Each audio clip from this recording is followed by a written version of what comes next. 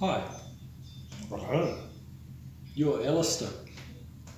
James, Glad to be here. in the world? Oh, that, but more particularly here to see this magnificent work, which is now complete. It's called Old Brain. I'm going to ask you about that. I've been lucky enough to see this at various stages in its creation, and now that it's finished, I'm really keen to hear what you have to say about it. You have been an arts writer on the periphery of the contemporary art scene. You are the author of that one, Catherine Medill on the cover, isn't it? That's Catherine Medill, who drew that in response to one of the chapters. And actually, the remastered version of The Quiet Earth came up the other day with Bruno Lawrence in it. Mm-hmm. I don't know if you've spoken about that film, but and this is another one you've done. Yes, that's a book that speculates on the creative process and how symbolic representations come to be formed, which is a subject I'm very interested in, which is one of the reasons why I'm so interested in finding out what's gone on in your creation of this. Lots of things, and you know me, I can babble till the cows come home. Old Brain was a conscious title decision based on Len Lye's notion. We'll come, I'm going to try, I want to explore that with you, but first of all, why don't you describe what the work actually is? Because at the moment we're seeing part 3, aren't we? The third of a series of 3 monumental installations of a staggering kind of complexity. So why don't we start by you saying... I grew that tomato. You did? It's very tasty. Organic tomato, homegrown. Mm-hmm. It's got depth, hasn't it? It does. I mean, I've been buying shop tomatoes all season. Those ones that I grew, It's extremely tasty. just like my art. Yes? Homegrown, free range. Mm-hmm. You might say an anachronism inside today's institutionalised academic framework, but When you say homegrown, there's certainly nothing that I know of that resembles this. the people I admire... Okay, so getting back to the facts. When you say this is part 3, I've made a triptych. Mm-hmm. That's 3 works in concert together, 3 individuals. And they're murals. Each one is a mural. Each one is 7 metres long and 3.3 metres high. That's huge. 7.2 metres long, actually. Basically, they're framed well on my large wall in my community hall, my ex-Port Chalmers community hall. They fit really well here. I think it's like a wide-angled film screen from when people used to project films. And I see that it's composed of many, many strips. 72 strips per mural. So, And 72 is a significant number. I was born in 1972, and it's a significant number whichever way you look at it.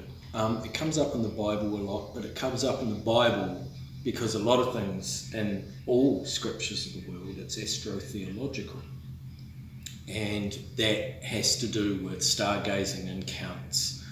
The 72 that I'm most aware of is precession, the wobble of the earth. How is that relevant to the piece? Well, probably reasonably significant.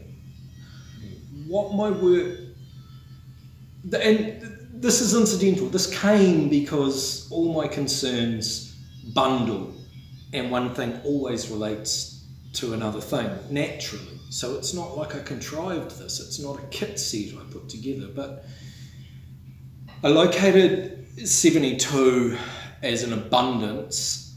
I think it's a prime number, but the notion of precession, every 72 years there's 1 degree of wobble and precession of the planet, and that's the zodiac cycle. It's not belief, it's not astrology I'm talking about celestial mechanics, planetary mechanics of the wobble of the earth in relation to the night sky, that the ancients of old brain being measurements of time, measurements of cycles in relation to the celestial mind. So there's a numerological significance in the number of pieces that compose each of these installations? Only incidentally, only as a boundary, only like, you know, a bean climbs a scaffold of twine. Now each one of these strips is also composed of segments. Thanks, Alistair. Yeah, so what you've got here, the mural was made up of slithers, like long danglies, sort of prayer flag type, long prayer flag, loose canvases that are joined together very colourfully. The work is deconstructed old works, cannibalised, fragmented, disintegrated, previous experiments, things that weren't stored properly and yet still had merit, works that obviously hadn't sold. As an experimental painter, I've always been very expansive. So that's significant because only an artist that had already accumulated a significant body of work could have done this. Yeah. But on top of that, there's obviously a personal history. Yeah. In all those fragments. Yeah. It's charged with both being shown in public facilities around the country and private galleries. When I say charged, it's had audience. It's had people's consciousness read and feel into it. And it's had my attention in the gestation of making. I can see that because as well as the visual elements here, you've also overlaid many of these fragments with writing. So there's incidental interior narrative, and that's basically, you might say, back chat from the maker. It's not important. It's more of a mark of an authenticity in terms of, I suppose, what art people would call autodidactic. But I was thinking about this the other day, and the text inside it. See, I didn't fit in the public school system as a little kid. Lots of reasons. Mainly being a solo parent, working poor, urban, moving around lots with my mum and brother. But I went, mum was an early childhood, she was a social worker, and she was also a kindy teacher at one stage. She did a lot of things. She was a pioneer feminist. Anyway, little James was being bullied all the time, everywhere, and so we enrolled into Tamariki School in Boston, Christchurch, and Tamariki was a free play, sort of progressive, private, lower decile, poor, but not Rudolf Steiner, another sort of theory of education, but where the child is attracted to what it needs to do and uses that as So anyway, I didn't go there for that long, but because I was still quite traumatised, all I ended up doing for a couple of years was reading the vast room of comics they had. Aha. So that's an element that comes into the way you've constructed this. Not consciously, right? But I do tend to always sort of have a narration and a picture. Now, just one final question before we swing back to this notion of old brain. Yeah. What we're looking at here is the third. Oh, you can tell a master by how he uses his hands. in this triptych.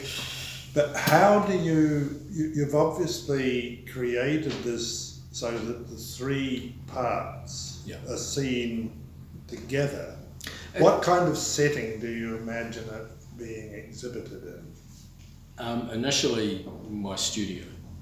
So, but not all. You couldn't exhibit it, or could you exhibit it all together in the studio? No, not really, not comfortably.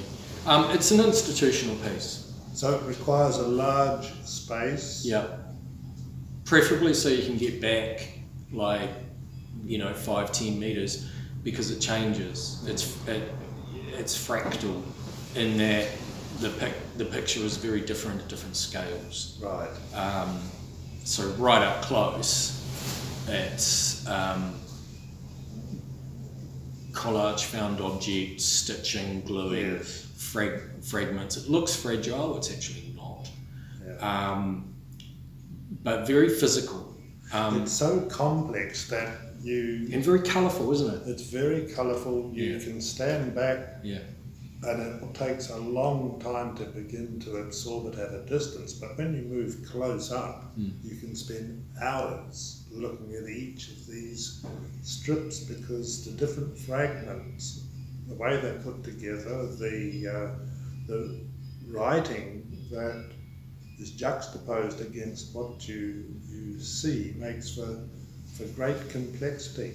Now let's get to this old brain notion. Sure. You've called it old brain. Why?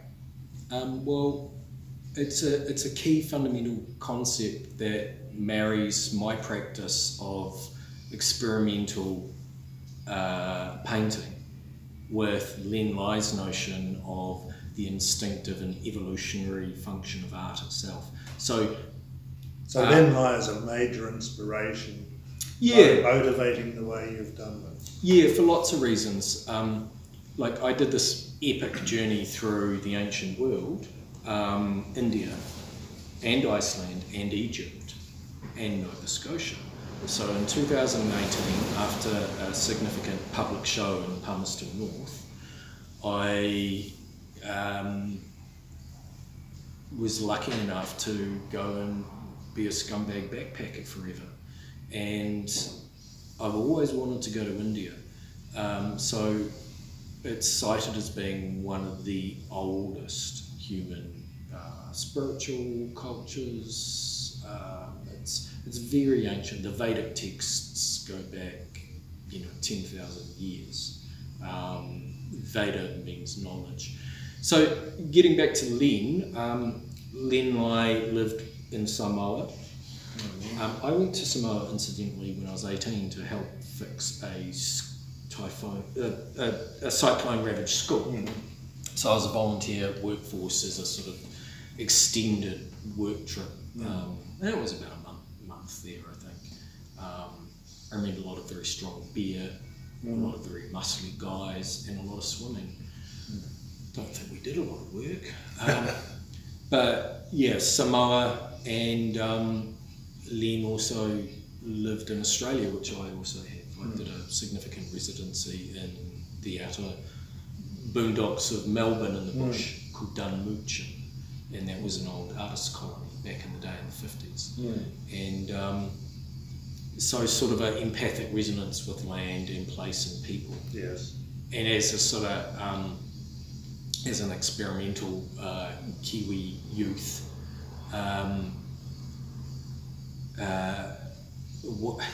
as a Pacific Islander myself, I like Chris Knox's term Aotearovian. Ah, good one. Yes. Because, for me, being on the sort of leading edge of left-wing social justice warrior like my mother, gender and identity, you know, all these hot topics right now, I got brought up with that right at the genesis, you know. So, you know, calling myself Pākehā just feels... anyway, we don't need to go there, but the work is old brain because I've always had an interest in origin, meaning and purpose. And so expressionism is my thing because it's a place where I'm allowed to feel. Yes, it's clearly, it's deeply expressionistic. Yeah. And it's working at a pre-rational or supra-rational level. It's not relying on reason for the expression. Well, it's not trauma work, it's play. There's a lot of play, I can see that. It's absolute cosmic melodrama. It's absolute cellular memory. It's biotic. You know, it's macro and micro. It's the gods. It's the psyche. Now, when I talk about when I talk about family, family displacement, like I go straight away to the myths. I go to the Greeks. Mm-hmm. You know, I go to all stories to do with heroic journeys of having to adapt. Right. So, art to me is innately healing. There's a meditative aspect because there's always a witness in the creation. So, I mean, we were talking before about the repetitive strips. Yes. It's not linear. Everything happens at once. Yes. There's an expanded mind at practice here. It's not. Yes. It's not domestic work. It's expanded experimental practice on an abstract. But at the same time, I would like to think that every child would find something. What am I trying to say? I'm trying to say that within the confusing complexity theory, and to me, because of my third world backpacking trip and edges of danger, driving the Indian roads and walking the mountains and dealing with gutache continually and 5 courses of antibiotics, and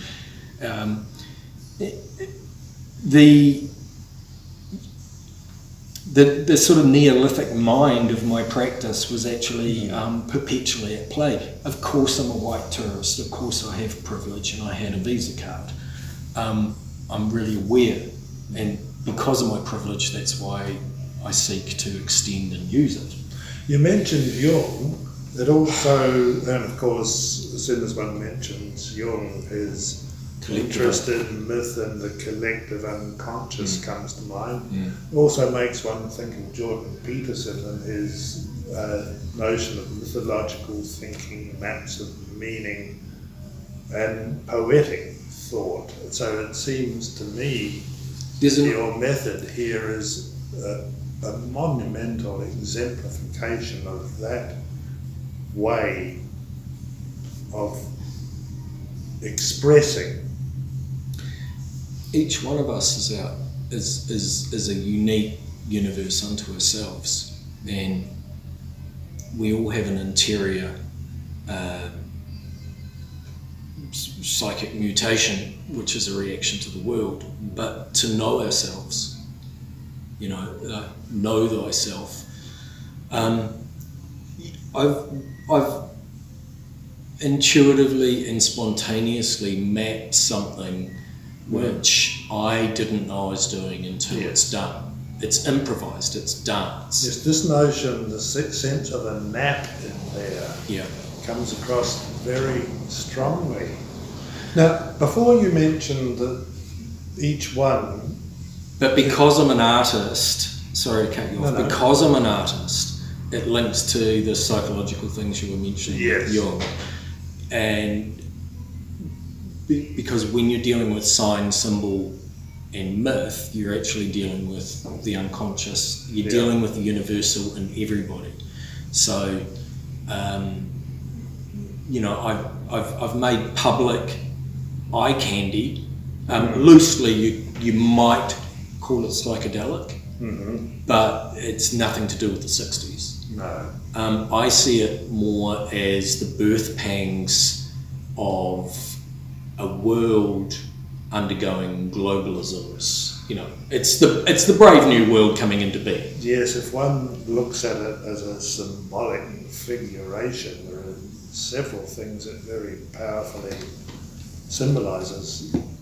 The conditions of the world that you just described, but also, it seems to me, it's exemplifying what neuroscientists now understand about the way that brain processes themselves work. So this is another reason why this notion of old brain is so resonant for it as a title.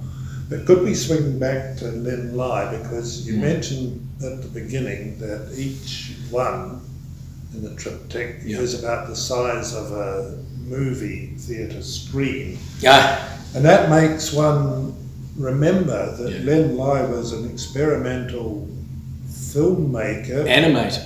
Animator. He was also a creator of kinetic, very interested in the notion of the kinetic, both in his sculptures and in his films. And if one looks at each of these hangings with all the strips, one can almost see each one as the frame of a film, and there's a kinetic sense in this because they're not all hung flat.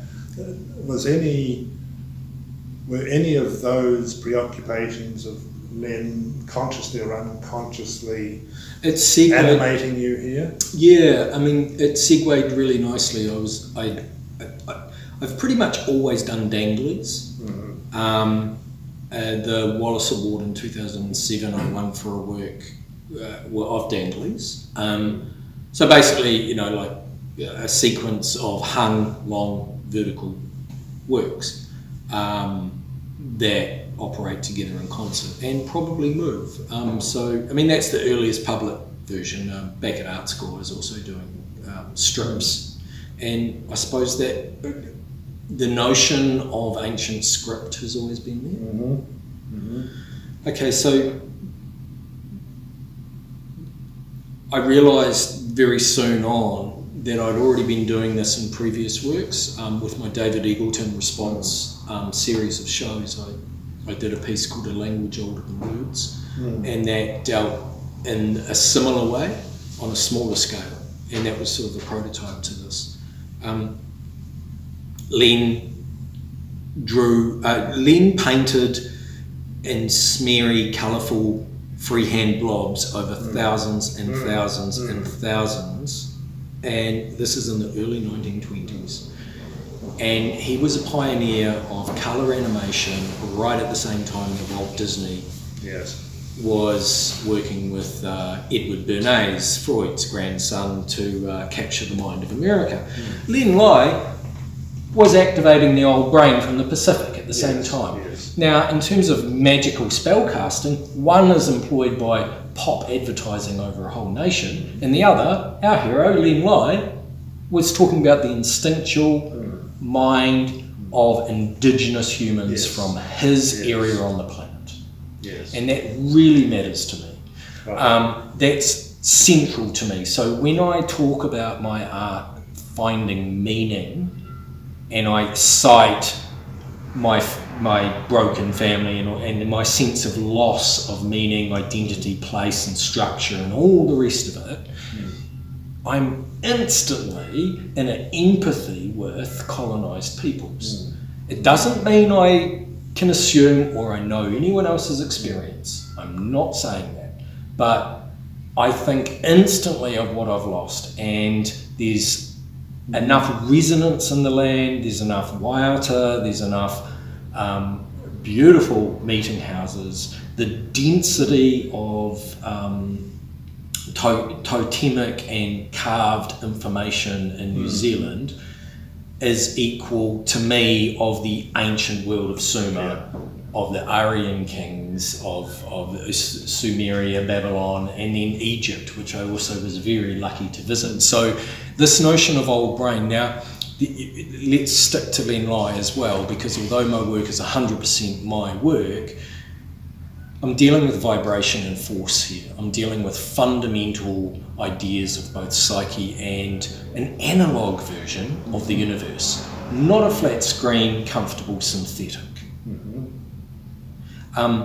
I imagine this in a languaging as being like a standing wave, which is opposite vibrational forces coming together in a dish of water, perhaps, or it's a sound vibration. So everything, and then I think of quantum theory, and then I think of the fact that they tell us that there is no matter at all, it's all empty space, it's all an illusion. A lot of Len's work alludes to physics very strongly in his little diagrammatic models, and obviously plays with natural forces like wind and movement and light. Yes. His aesthetic is very modernist. He didn't like being called a modernist sculpture, but his aesthetic was stainless steel, or whatever kind of steel, motors and light and energy and movement and sound. He was a synesthete. Yes, yes. He crossed senses with his form, and he was much more successful than I am, but nonetheless my work is still synesthetic. It's a textural painting that mimics the natural world, and in fact is the natural world, because am I not natural? There's plenty of the natural world. It's like it's in the form of these found objects, and they're not just any found objects. They're from here, from this place, from Aotearoa. So you mentioned there's a few fossils in there too, from Aramoana and things. Yes. Yeah. Look, it's it's not about ecology, but it is ecological. I describe the way I work of disintegrating and reintegrating. So I was listening to a theologian the other night, a Franciscan father, and he's a forward thinker, a lovely man, Rohr, R-O-H-R-R. He was talking very simply about three categories. He was talking about order, the known. Our painting is a landscape with oil or acrylic, right? The known, for example. The unknown might be a Len Lai animated paint film, colour box or something like that. And the third category, so yeah, there's the control, there's disruption of control, and then there's a reintegration of both. So there's control, there's entropy, and then there's a refusion. And the refusion is where you get innovation, you get an autonomy of thought, you get expansion, you get a synthesis of the known and the unknown coming together awkwardly, often painfully, often joyously. Now the thing about this project in particular is that Len Lai's spirit of optimism, generosity, down-to-earth wisdom totally enabled me. He spoke to me. He spoke to me because I saw his works. I saw, I think it was called Sky Snake recently at the Len Lai Centre. But well, one thing that strikes me, I mean, a lot of your work I've seen is monochromatic, but this is very far from monochromatic. It's extremely colourful, and that, quite apart from the fact that there are dark elements in it, the colour projects a feeling of positivity and hope. Am I wrong? Well, the other day you said anger, so it's there's anger there too, but the colour doesn't convey that. Look, there's as much in it as there are perceptions of seeing things. That's the beauty of multiplicity. That's the beauty of... there's a lot of colour because India is very colourful. Mm-hmm. So even though that was 2018, it takes a while to unload and unpack an epic. And let's, this is epic. Yes. This isn't parlour, New Zealand, dealer gallery, she, dress circle art. This is epic international painting. There's certainly nothing she about it. It's passionate, it's beautiful, it's an endangered animal, it is alive. It is. It's I got, agree. And people often do this, like, oh, I thought you did dark, churny work. Oh, you're colourful now. When did you cheer up? I get quite annoyed at that kind of thing. I've just honestly. What occurred to me before you came, I was getting ready and I did a short meditation and I thought, oh, it's so simple. It's like the planet. The planet has night and then it has day. Yes. And there isn't an eternal day and there isn't an eternal night. And I've noticed this with my practice. It comes and goes. And very seasonally, this is summer work. This is outside in my outside studio in the shed. It must have taken hours and hours and hours, days and months to create a work of this scale. How long did it take you? It's 15 years worth of reorganised skins, and some of that had been shown before in various instances, notably a series installation called Rainbow Serpent Psychic Skins, which was exactly on point for Old Brain. I was alluding to Serpent as a regenerative knowledge that sheds skins. Right. And this was around 2012, so I was very interested in the Mayan calendar and where we were in relation to the centre of the galaxy and these kind of old notions behind our scientism certainties. So there's 15 years worth of material which I've reworked, and then in a concentrated fashion, the 3 murals are 22 metres long in total. And that's been about 6 months of daily work, often 10 hours or more. I pretty much don't leave the house. I cook, clean, do my exercise, weed the garden and do this, and I love it. It's a staggering accomplishment. It must have taken quite a lot of courage to bring yourself to cut up and deconstruct all those old paintings. It was okay because they were pretty huckery, and they were experiments, as I say, and they were already made of a collage process. So I've always collaged, and once you take something apart, I grew up with a bit of a tinker. I grew up with when I did have a father, he was a sort of Renaissance man, 70s, blew a trumpet, welded circuitry together, painted from watercolour box, made kites, made go-karts out of motor mower engines, always taking things apart and putting them back together, and this sort of Kiwi guy in the shed thing. So that's not, and then shamanically, I think when you fall into the black hole, you do overanalyze and you fall apart. Like your construct of self and world and belonging and place and purpose all get disintegrated. And, but ultimately, you know, I sort of see this as a faith work.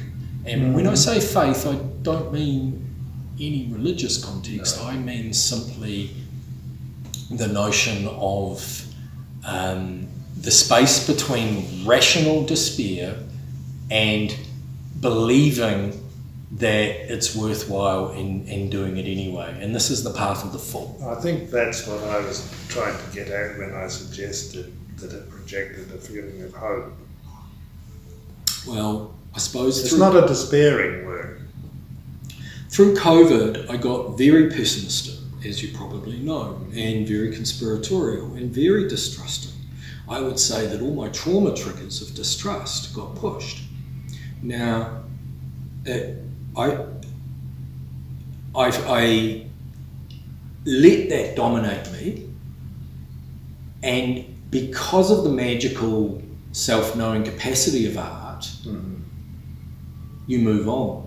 Like, art is innately holistic. Yeah. Consciousness tends to correct itself, and creativity is consciousness in action. And that's what comes through this magnificently in this work, in my view, anyhow. So the pound of the surf, the storm, these things are beautiful. The avalanche, the beautiful sunrise, the tweeting birds, the ancient knotted tree, but also all the trees that were cut down to send to San Francisco. I mean, what I'm trying to say is that that the work's a record of globalization, for good or bad. It is, and it's still nature. Yeah.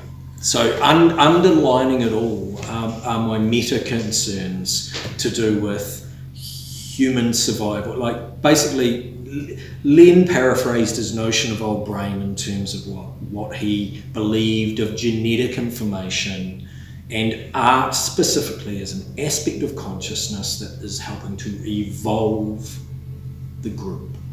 Art is evidence of evolution itself. Now, what our culture has done is license the technocrats and the gadget makers and all the head priests of science and biotech and the oil industry and the armaments industry.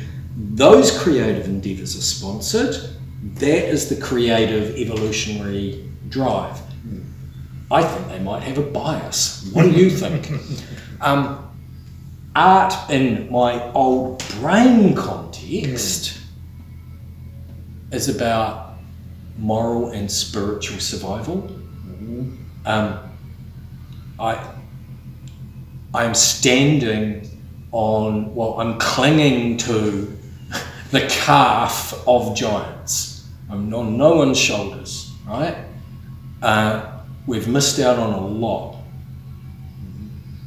I'm really grateful you're here with your experience and knowledge, and you're a historical researcher back into the 16th century poets.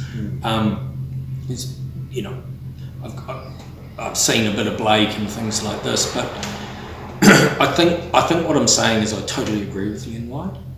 I totally, because I can see it for evidence in my own life. It's not a lofty, bloody metaphysical ideal. When you can see that your own work has improved your own life, and that all of it is about self-determination, individuality, courage, and the heroic journey of bothering to have a soul. You mentioned Blake, and that suggests that you're positioned in relation to the dominant elements of society in a way that's parallel to the way Blake positioned himself. So there's an act of protest. There's this as well. Yeah, I mean, our whole culture has a very right-handed approach. You know, linear, rational, problem-solving, practical, down to earth. Especially in Kiwi, we're almost an anti-intellectual culture. My mother. I got my mother's heart.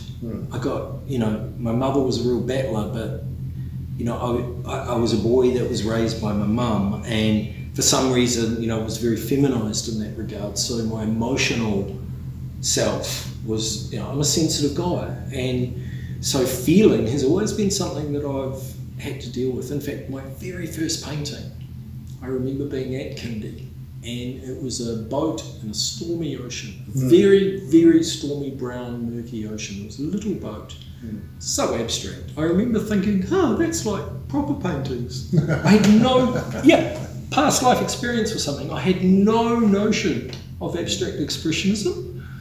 I don't even think there was a proper boat there. It might have just been a switch, but I remember doing this churny little boat on an ocean, a troubled ocean, big swells, and of course, that's obvious. You were destined to be an artist. I was 3 or something. I remember that painting. Is there any aspect of this old brain work that we haven't touched on that you would like to highlight?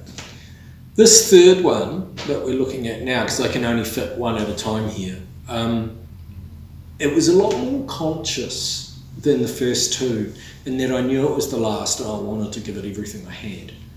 And it might be more fiddly. I might have taken longer. I might have travelled more, because some days I would do 2 panels a day. And when I say I'm fragmenting and reintegrating, each time I reintegrated, it became its own sort of semi-totemic language structure. Yes. Like each one, in a wonky way, individually, they have a narrative. Yes. No, I can see that. One can just take one of those panels and spend several hours absorbing it. Whether you see the side of a cliff, or a profile of a head, or a cyborg, or whether you see an angel coming down, or whether that's an alien, or whether that's a caveman, whether it's a cosmic war, whether it's the flood that wiped out previous civilization, whether it's the fall of Atlantis, whether it's our own precognitive apocalypse. I mean, I like the word revelation, apocalypse, revelation. These things are biblical, but at the same time, are we not living in the age of revelation? Are secrets not being revealed to each and every one of us? I find it hard to imagine a viewer that would see this and not undergo a powerful affective experience in response to it. Thank you. And an experience of a complexity that the viewer would not be able rationally to understand. Yeah, it's not... It's beyond that. Yeah, it sort of says experience this rather than there's no way of getting it right. It's a jumble, and yet it weirdly makes sense. And in that way, yes, I'm reiterating some of the notions in Len's physics, kinetic works, in that it works because there's an underlining fundamental to it. Yes. There's a reiteration of order and chaos. There's a dance which is primal as all human psyche, between chaos and order. I think that puts it beautifully. As a description of something that's very hard to grasp. Yeah, and I think the thing why it's so important to me and why I feel like it's very successful is that it's been one of the least contrived artworks I've ever done, in that, or the most, in that I wasn't worried about whether it was going to work or not. I wasn't, once I did each panel, I let it go and put it aside. Done. Good. Permission. Allowing. And that joy and freedom came through Len's attitude, came through this sort of synchronicity with some of his key concepts, and helped that journey.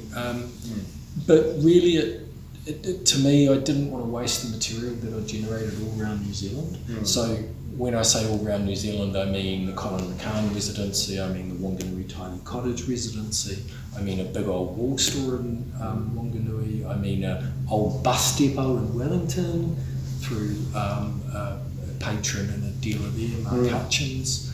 I did some work in Invercargill, I did lots of work here.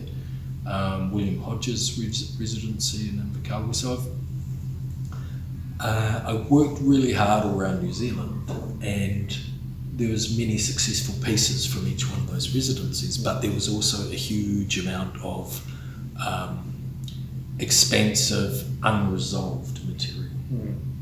And this is a way of honouring that and not wasting potential. It would be good to be able to be around in 50 years' time, because my guess is that it'll be highly unlikely if this isn't recognised in due course as a significant and important work in the history of New Zealand art. That's my personal belief. Thank you very much for saying so. I think the Chinese will probably like this for its ambition. It certainly is of a monumental ambition. Yeah. And you pull it off. Yeah. I mean, my model, if you like, has always been mythic and personal. And, you know, when I went through some of the large museums in America, I saw that permission to expand. And I mean, you know, you go into a room with Andy Warhol large-scale screen prints, and you know, these 27 wall-sized, as big as that.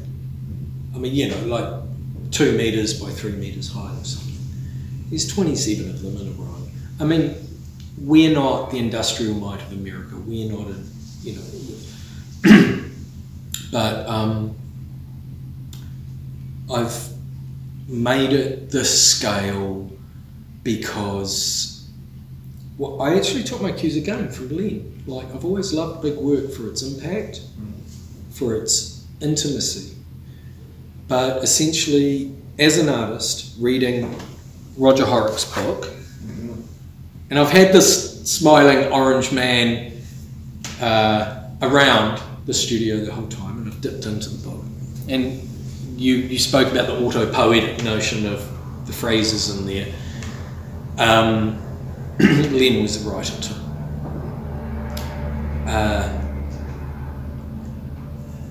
A lot of Len's pieces were basically scripted imaginatively on monumental work from the ancient classical world.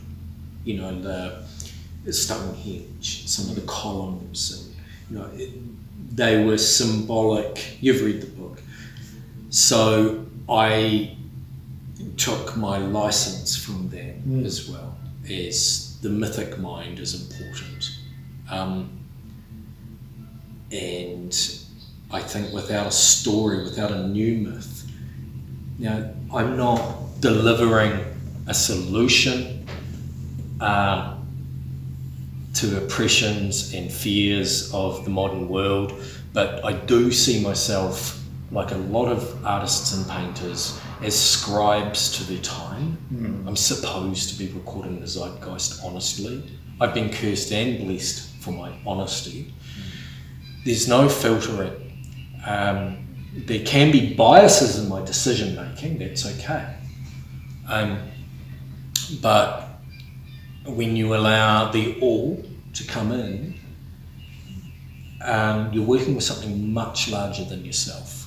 And that was always evident. And of course, I always had this ancient and teeming, bizarre pageantry of India, which was the constant, and then the stark, romantic, glaciated mountain slopes of Iceland. Yes, you couldn't get a greater contrast. And I find myself in a well-off island at the bottom of the South Pacific, being able to do this. So yeah, I just hope other people can enjoy the feed I made. Well, I certainly hope people get to see this. Yeah. And all three pieces displayed in the way you imagine them. Well, it's both graphic and narrative based. You've got to remember that there's been an entire generation that have grown up playing video games, 3D animated video games, watching bizarre 3D CGI kids movies. I mean, a modern parent will know more about contemporary visual discourse than anyone that goes through the classical fine art world. We're all media experts these days. So what I'm sort of getting at here is that what may look outsider is actually a lot more pop than you think. There's a robust 70s free play element to a contemporary media mindset going on here, which is unique. You will not find this anywhere else in the world. Guarantee it. This is 100% James Robinson. Mm-hmm. So as lucid as it is on one hand, and spontaneous and autodidactic, surreal and automatic, it's equally as disciplined and as practiced and as earnest metaphysically around some of the core, what I've located as being some of the core fundamental concepts of what goes beyond the surface level of mediocrity in modern art. And it's gnosis. The Tao. The Tao that can be spoken of is not the real Tao. You know? You cannot speak of the unknowable. And you can only experience it as the unknowable. And art is this filter, it's this tidal rock pool between one state of consciousness and another state of consciousness. And while I'm here, I'll write my crazy scriptures because I think they're a blessing to the world, as the world has blessed me with the ability to do it. And it's also a form of informational battle. I'm constantly trying not to get colonised by other people's by the psychic domination of modernity, of the flows of media, pop culture, information. When you make a decision to listen and become and try and translate the muse, it really is a spiritual process, and it has nothing to do with the national radio or what the government told you to think, or consensus, or social politics. And that very much puts you on the outer edges of the known, and it's probably quite dangerous, and I live there, and I love it. It is the wild. It is. Well, it's certainly a noble vision of art and of yourself as an artist. Thank you. I am an extremist. I've heard people speak of James Joyce's Finnegan's Wake, you know, these sort of epic internal self-referring metascapes of symbolic abstract language making. The thing about language is that it isn't just a shared currency, that it isn't just sort of little mouth noises with abstract meanings attached to them that we share. It's actually my DNA, it's actually my ancestors as well. And like in that, you know, some theory around language links DNA structure to syntax in some of the root languages, 22 characters in some of these old languages. And you know, I find, you know, like Len's notion of old brain, art being an evolutionary auto-updater, you might say, or psychic shock absorber. We're all supposed to discover our own way of knowing ourselves, and I think that's the role of a proper art. It's not transactional, approval-based, mandated hierarchy salon sport. You know, it's to survey the unknown in oneself at least. Because ultimately, I think we still go there. You know, when we pass, I think the Bardo, you know, these notions of realms beyond death, life beyond life. The psyche still has to be known and unpacked in other places, other timescales perhaps. So, you know, to unpack and perhaps allow something else in that isn't just my mind and ego, you know. These subjects. So I think the mystery is evident in the work, and anyway, I've overspoken. Sorry if I've spoken over you. No.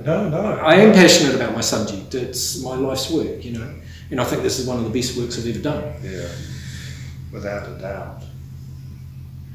Congratulations. And thank you. Well, and you know, I think, yeah, although this is a flamboyant, extroverted, internal, introvert's view on the world version of it, I think we all do that. We all serve what matters most to us, or we try to. We compromise in the world enough to serve something that means something to ourselves, you know. You certainly have. Your partner certainly does. That's what makes the world a better place, really, isn't it? It's called the humanities, isn't it? Let's hope so, yes. Yeah, I mean, you know, one of the subtexts here is, it's kind of radical free play on one hand, but on the other hand, there's a kind of analog versus digital thing going on here. It's not synthetic. It has to be seen face to face. Definitely. That's why I'm not videoing it for you right now. You know, you're getting the talking chaps. You know, the future's very much being corralled into the gutter of digital synthetic lived experience, where we don't really have to be bothered living our own lives that much. And my idea of a hero is someone that walked the walk, did the work, didn't just write the thesis and you know, throw up a doily, actually, you know, did the work, walked the walk, and was honest. And you know, I can stand behind, I can stand next to my heroes in New Zealand art history and know that that I'm at least a bastard son, you know. And that feels good. But we can wrap this up in time, right? Well, I think I've asked the questions that were on my mind, and it seems to me you've given a pretty comprehensive impression of what this work is like and what it's about. So I hope that conveys to other people. It's just me talking about my picture and ideas. The cool thing about a good picture, any good picture, is like you come to it, and if a good work tells you its own story, and you don't need the talking head to interpret it. Hey, you know, like that's all that inspired me about getting involved in the New Zealand art world from when I was a teenager, and I used to wag from Hagley High in Christchurch, and we'd go to the gardens and go to the Robert McDougall Art Gallery in the gardens there, and you know, I remember seeing a big Hotary banner show there. the colour projects a feeling of positivity and hope. Am I wrong? Well, the other day you said anger, so you know it's There's anger there too, but the colour doesn't convey that. it's look. There's as much in it as there are perceptions of seeing things. That's the beauty of multiplicity. That's the beauty of there's a lot of colour because India is very colourful. So even though that was 2018, it takes a while to unload and unpack an epic. And let's, this is epic. Yes. This isn't parlour, New Zealand, dealer gallery, she, dress circle art. This is epic international painting. There's certainly nothing shishi about it. It's passionate, it's beautiful, it's an endangered animal, it is alive. It is. It's I got, agree. and people often do this, like, oh, I thought you did dark, churny work. Oh, you're colourful now. When did you cheer up? I get quite annoyed at that kind of thing. I've just honestly, what occurred to me before you came, I was getting ready and I did a short meditation and I thought, oh, it's so simple. It's like the planet. The planet has night and then it has day. Yes. And there isn't an eternal day and there isn't an eternal night. And I've noticed this with my practice. It comes and goes. And very seasonally, this is summer work. This is outside in my outside studio in the shed. It must have taken hours and hours and hours, days and months to create a work of this scale. How long did it take you? It's 15 years worth of reorganised skins. And some of that had been shown before in various instances, notably a series installation called Rainbow Serpent Psychic Skins, which was exactly on point for Old Brain. I was alluding to Serpent as a regenerative knowledge that sheds skins. Right. And this was around 2012, so I was very interested in the Mayan calendar and where we were in relation to the centre of the galaxy and these kind of...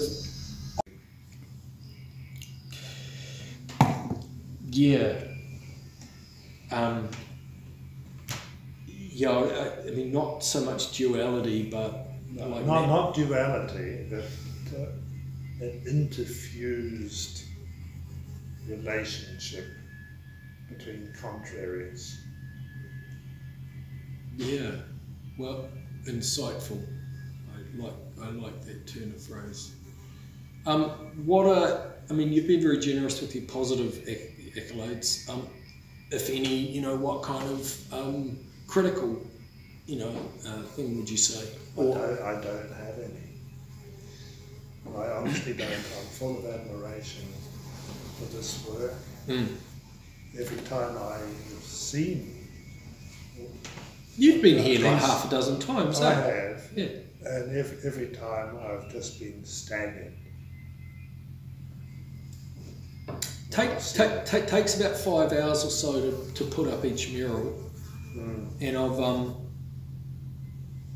I've kind of developed a reasonably simple but concertina, like the blinds. Yes. So like the early holograms where a picture was on one side and then the other. But that's what conveys a kinetic sense. There's a sort of rumbling, seismic. I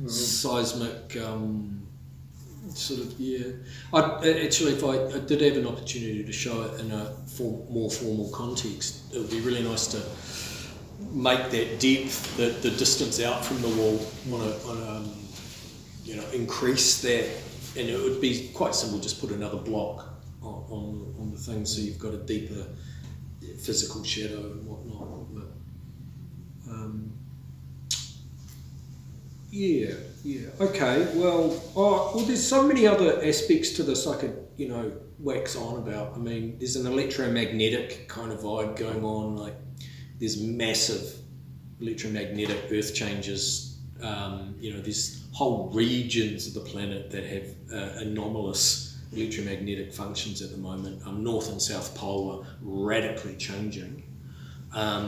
There are planetary-wide sort of shifts going on. So, in a funny way, there's a glitch in the status quo that the reset, human society might actually be operated on from the sun, basically. Like the sun is our primary driver for information on this planet. And I've heard many alternative researchers talk about these ancient notions of the rainbow bridge or the serpent coil, and these sound like mythological, kind of gobbledygook from, Latin Americans or whatever, but there is a band around the equator which is totally different electromagnetic pulses. It's been growing stronger. So there is different data that's actually happening on the planet that you won't hear about on the national radio, but nonetheless is being observed by critical scientists all across the show. So it's exciting times, and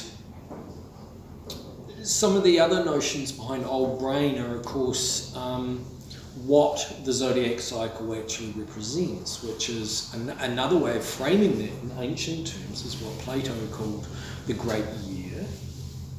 So the Iron Age being the lowest, the Bronze Age, the Silver Age, and the Golden Age.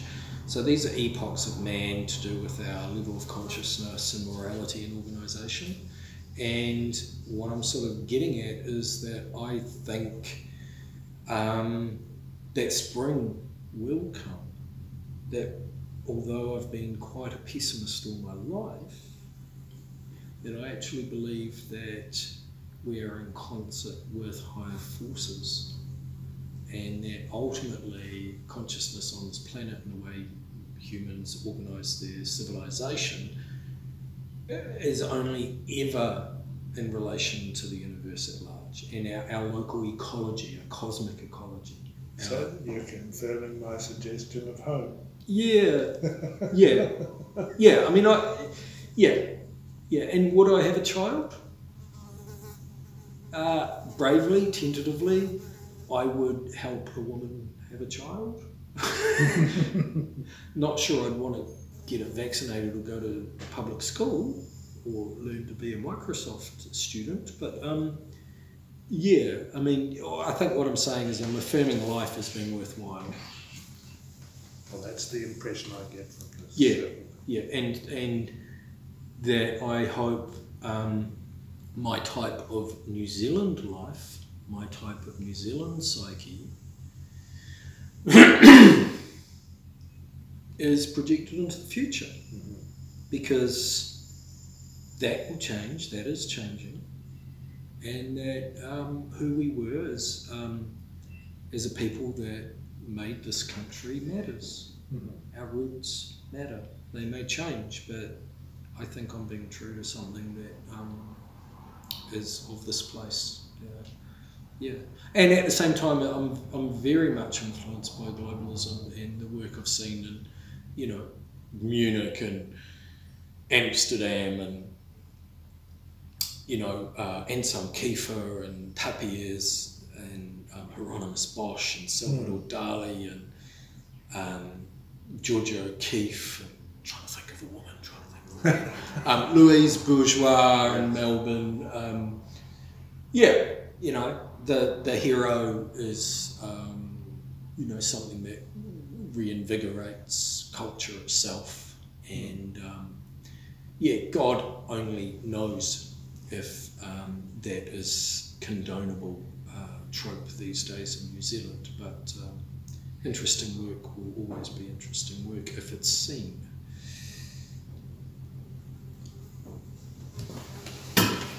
Advertorial over. Thank you so much for visiting and being my friend. Thank you for giving me the chance to interact with you on this. It's a privilege. Many people have interacted with me on this.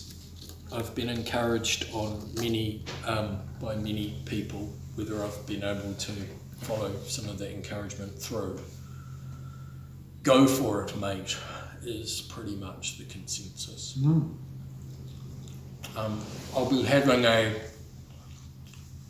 small open for a month or 2-3 weeks, open studio where I'll have some companion small work. I'll probably do that in spring. We're in August, September. Yeah, probably September, October. Because last year I showed 5 times.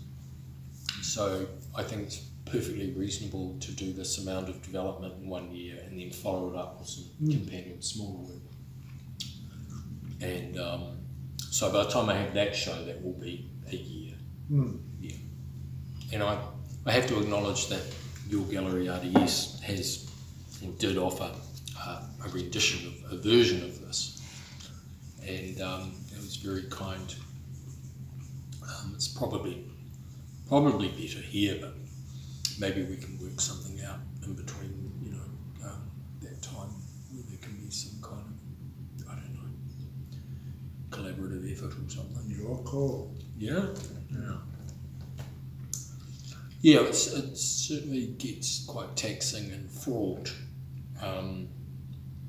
being your own manager and communicating all the time. So many different agendas and personalities and sensitive people in the art world. Myself being one of them. This jerky is pretty good.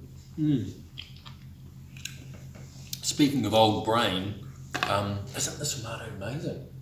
It's so much better homegrown. Very, very intense in its taste. Yeah. Just for the camera, I've been experimenting with a dehydrator, making jerky, meat, and a while ago I sort of old brain paleo, so basically off carbs and sugar, or like carbs being refined modern carbohydrates. So it's been really healthy. You basically just eat sort of what the ancestors might have eaten if they had it.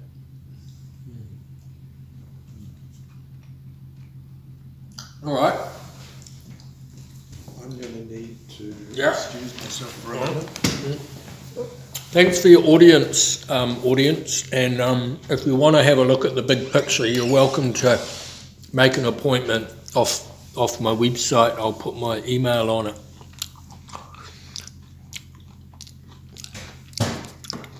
Kia ora.